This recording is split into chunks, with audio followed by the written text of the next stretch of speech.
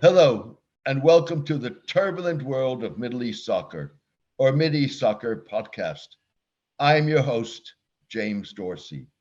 Please subscribe to my newsletter and or YouTube channel, where you can click the notification button for more updates. Also, allow me to thank all who have demonstrated their appreciation for my column by becoming paid subscribers. This enables me to ensure that it continues to have maximum impact. Maintaining free distribution means that news websites, blogs, and newsletters across the globe can republish it. I launched my column 12 years ago. If you are able and willing to ensure, sorry, if you are able and willing to support the column, please become a paid subscriber by clicking on Substack on the subscription button at www.jamesmdorsey.substack.com and choosing one of the subscription options. Thank you, take care, and best wishes.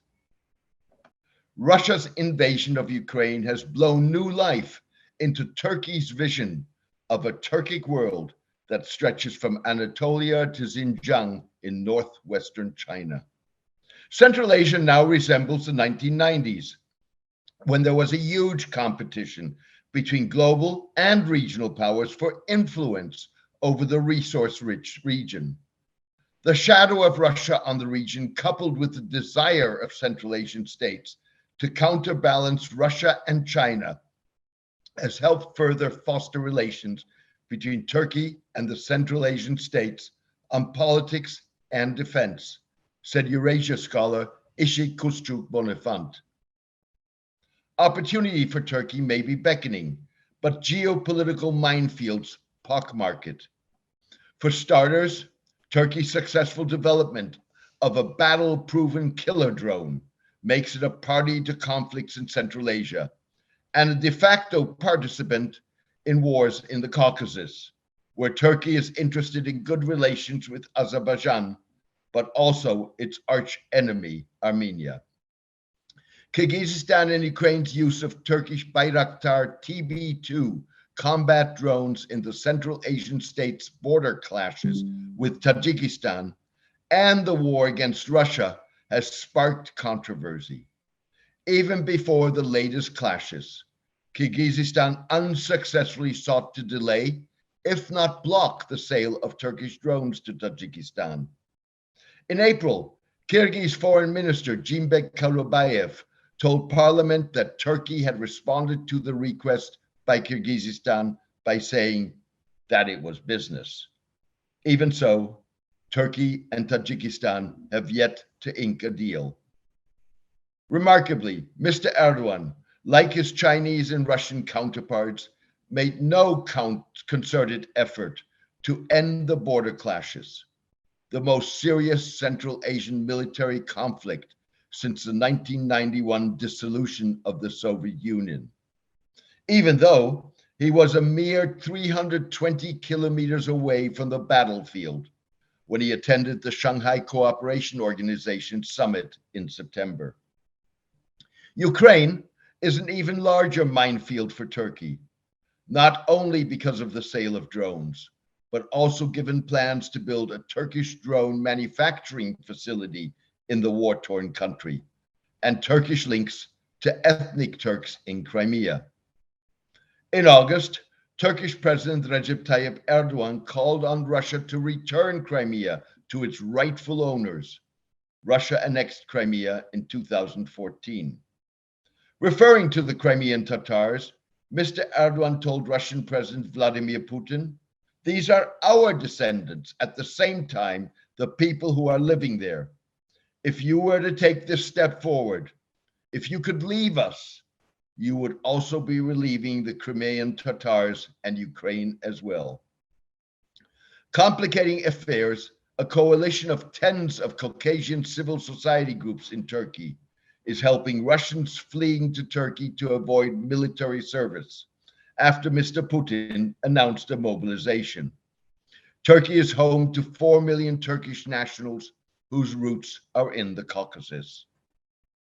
In past times, the Caucasian community supported refugees from Russian interventions in South Ossetia, Abkhazia, and Chechnya, as well as Circassians fleeing the war in Syria after the eruption of civil strife in 2011.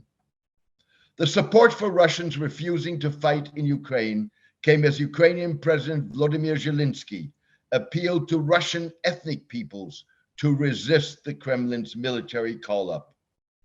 The support, against the backdrop of anti-war protests in the predominantly Muslim Russian Republic of Dagestan in the Northern Caucasus, has not gone unnoticed by supporters of Mr. Putin. Bini Sultan Khamazayev, a member of the Russian parliament, charged that those protesting Mr. Putin's mobilization were Kumyuks, the largest ethnic Turkish group in the Northern Caucasus, whom he accused of waging a Turkish-directed jihad against Russia since the time of Tsar Peter the Great. Blaming Turkey for anti-mobilization and anti-Putin sentiment in the Caucasus is more than convenient scapegoating. Unrest in the Caucasus goes to Mr. Putin's perception of the region as Russia's soft underbelly. Preventing the Islamist sentiment that flourished in the Syrian civil war from spreading to Muslim regions of Russia was one reason why Mr. Putin intervened militarily in Syria to ensure the survival of Syrian President Bashar al-Assad. Were the Kremlin's regime to wobble because of factors stemming from the Ukraine war, Russia could become a low-calorie version of the former Yugoslavia, unable to control its historic territories in the Caucasus, Siberia, and East Asia, said geopolitical strategist Robert Kaplan. Beyond Crimean Tatars and ethnic Caucasian support for anti-Ukraine war sentiment, Uyghur exiles are another Turkic group that complicate Turkey's vision of a Turkic world. Uyghur exiles have become increasingly vocal in their outcry against China's brutal repression of the Turkic minority in its northwestern province of Xinjiang. Uyghur activity is a particularly sensitive issue for Turkey and China, which does not take kindly to any foreign criticism, because of long-standing Turkish support for their ethnic cousins and the fact that Turkey is home to the world's largest Uyghur exile community. More recently, Turkey has sought to silence Uyghur protests amid reports of a relaxation of the crackdown in Xinjiang. Turkey scored diplomatic brownie points this week by arranging an informal tripartite meeting between Mr. Erdogan, Azerbaijani President Ilham Aliyev, and Armenian Prime Minister Nikol Pashinyan on the sidelines of a European summit in Prague. It was the first ever meeting between Mr. Erdogan and Mr. Pashinyan.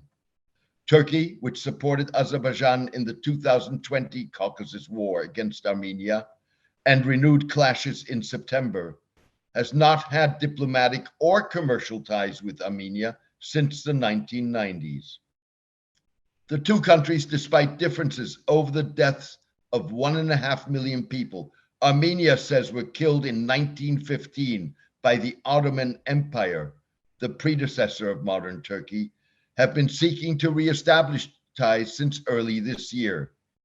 Even so, Turkey has to tread carefully in its rapprochement with Armenia to ensure that its diplomacy remains synced with Azerbaijan, its foremost ally in the Caucasus.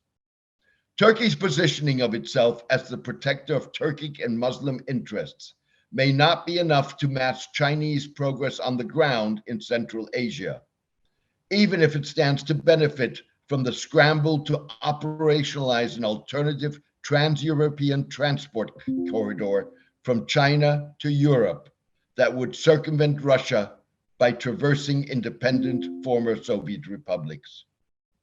Turkey has not had the kind of economic firepower to push into the region in the same way as China, said scholar Raffaello Pantucci in a recent webinar, despite conducting brisk trade with Central Asian nations. Turkey hopes its emphasis on cultural links will compensate for its economic weakness.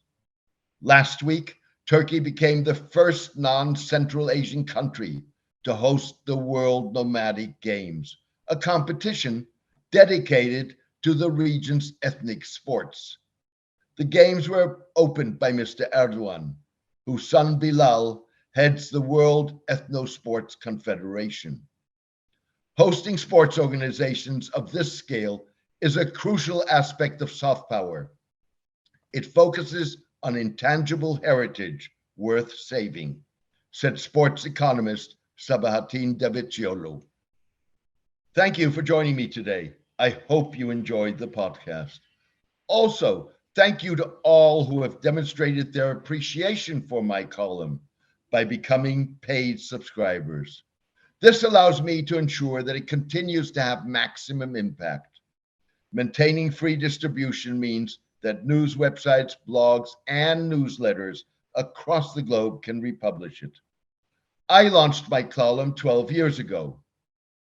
If you are able and willing to support the column, please become a paid subscriber by clicking on Substack on the subscription button at www.jamesmdorsey.substack.com and choosing one of the subscription options. Please join me for my next podcast in the coming days. Thank you, take care, and best wishes.